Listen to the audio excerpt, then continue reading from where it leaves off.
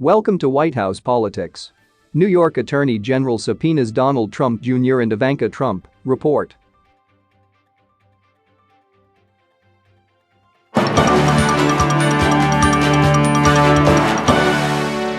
Letitia James reportedly issues subpoenas to pair as part of fraud investigation into former president's business empire. The Attorney General of New York State has subpoenaed Donald Trump Jr. and Ivanka Trump as part of its fraud inquiry into Trump's businesses, the New York Times reported on Monday, citing a court document. The document was filed by lawyers for Trump in response to Letitia James' decision to subpoena the former president himself. Trump alleges that James' investigation is politically motivated. The Times said the subpoenas for Ivanka Trump and Donald Trump Jr. were served on 1 December, according to a person with knowledge of the matter. The paper also noted that Eric Trump, another of Trump's adult children, was questioned in the case in October 2020. James' office went to court to enforce a subpoena on the younger Trump brother, and a judge forced him to testify after his lawyers abruptly canceled a scheduled deposition.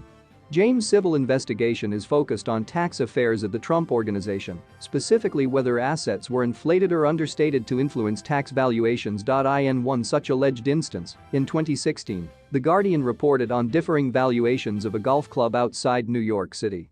The headline, How Trump's $50 Million Golf Club Became $1.4 Million When It Came Time to Pay Tax. Trump denies wrongdoing. The former president's business and tax affairs are also the subject of a criminal investigation in Manhattan, in progress for more than 3 years, and joined by James last May. Last year, the then Manhattan District Attorney, Cyrus Vance Jr., gained access to Donald Trump's tax records after a multi-year fight that twice went to the U.S. Supreme Court. Before he left office at the end of last year, Vance convened a new grand jury to hear evidence as he weighed whether to seek more indictments in the investigation, which resulted in tax fraud charges in July against the Trump Organization and its longtime chief financial officer, Allen Weisselberg.